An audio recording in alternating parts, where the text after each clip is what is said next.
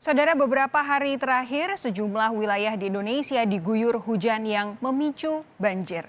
Bencana banjir saja sudah menyusahkan korbannya, apalagi banjir yang terjadi ketika negara dirundung pandemi.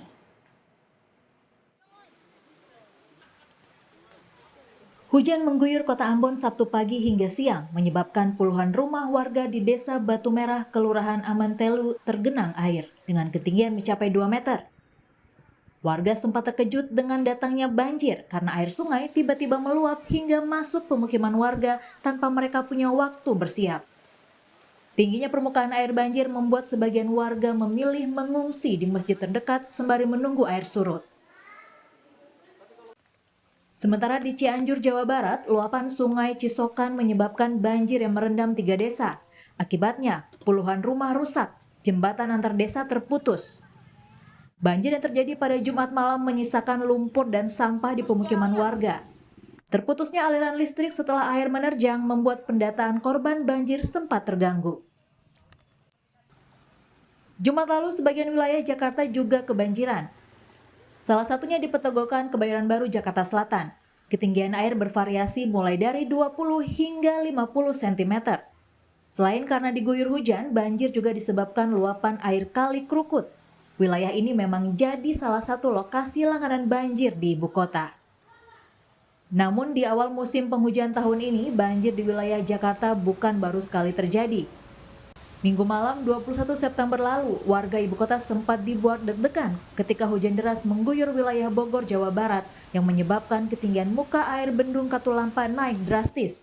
Beruntung keesokan paginya, banjir kiriman relatif tidak menyebabkan bencana besar.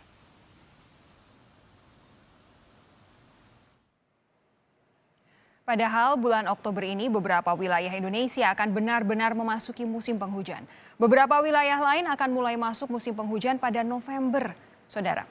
Menurut Kepala Subbidang Peringatan Dini Iklim BMKG Supari, Rabu lalu beberapa wilayah yang akan masuk musim hujan bulan Oktober ini di Sumatera adalah Aceh, Jambi, Sumatera Selatan, Pulau Bangka, Lampung, dan sebagian Riau. Lalu di Jawa, tidak ada spesifik provinsinya, melainkan Jawa wilayah Barat dan juga Jawa wilayah Selatan. Lalu di Kalimantan akan terjadi di Kalimantan Tengah, Kalimantan Selatan, Kalimantan Timur, dan Kalimantan Utara. Sisanya di bulan November, karena semakin ke timur musim penghujan datang semakin mundur. Nah, dengan perakiraan ini artinya akan ada peningkatan kondisi cuaca karena sepanjang Oktober terjadi peralihan. Ditambah pula fenomena iklim regional La Niña yang biasanya meningkatkan intensitas hujan di sebagian wilayah Indonesia. La Niña tahun ini diperkirakan baru akan meluruh pada awal tahun depan.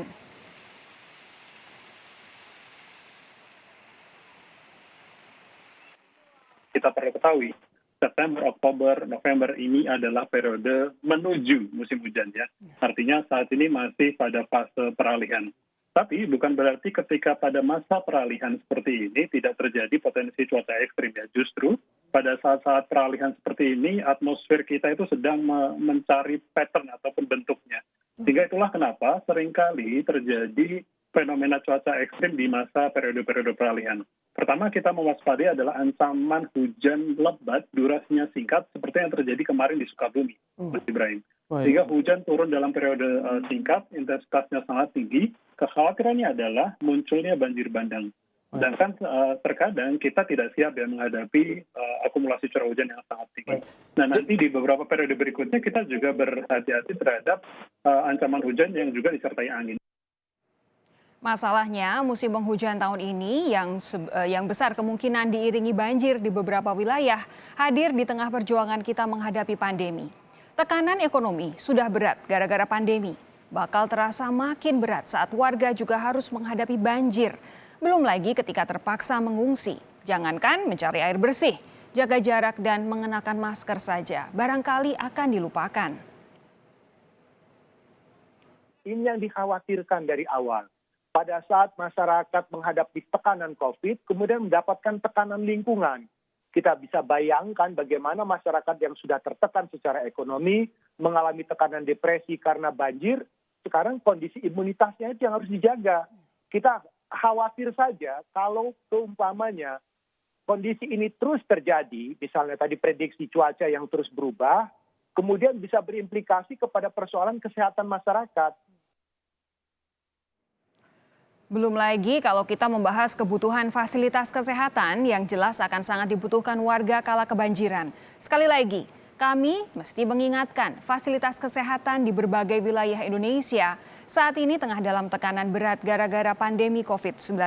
Padahal fasilitas kesehatan yang sama juga yang diharapkan bakal menangani warga saat banjir melanda. Kekhawatiran jelas akan muncul tatkala makin sulit membedakan gejala sakit akibat banjir dengan gejala terinfeksi COVID-19. Dari pengalaman bencana banjir yang sudah lalu, Badan Nasional Penanggulangan Bencana BNPB yang akan selalu jadi lembaga terdepan mengkoordinasikan penanganan dan bantuan banjir. Namun saat ini BNPB dengan ketuanya Doni Monardo sedang disibukkan dan memang tidak boleh lengah menangani pandemi COVID-19 beserta sejumlah aspek implikasi kesehatannya. Dan mungkin saja nanti biasanya pada saat musim hujan terjadi banjir gitu ya, BNPB harus lebih responsif dalam menangani bencana-bencana di luar penanganan COVID-19 yang memang sudah masih sangat kuat, belum ada tanda-tanda terjadi kepastian tentang kapan akan berakhirnya COVID-19 ini gitu. Namun tidak mungkin rasanya membayangkan bahkan membiarkan BNPB harus menangani semuanya.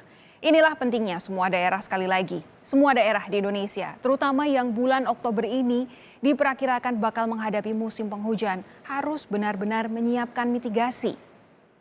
Siapkan ketanggap daruratan sedini mungkin. Pemetaan wilayah rawan banjir juga jadi aspek krusial yang harus ada.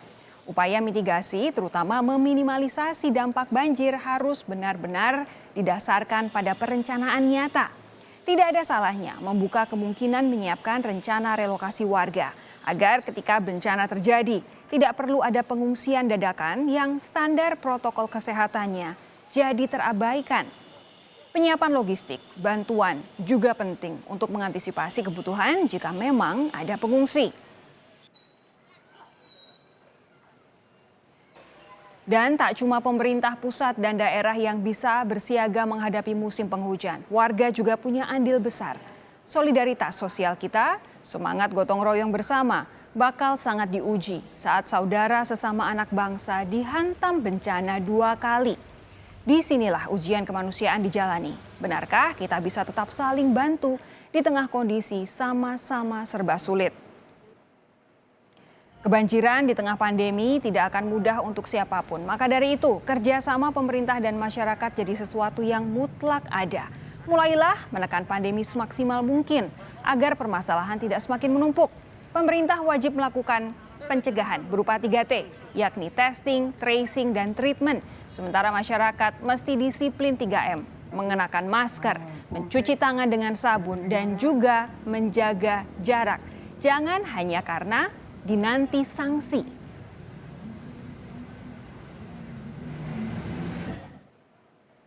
Negara ini belum akan keluar dari ujian pandemi dalam waktu dekat. Apalagi hari ini kita sudah mencatatkan kasus COVID-19 di atas angka 300.000.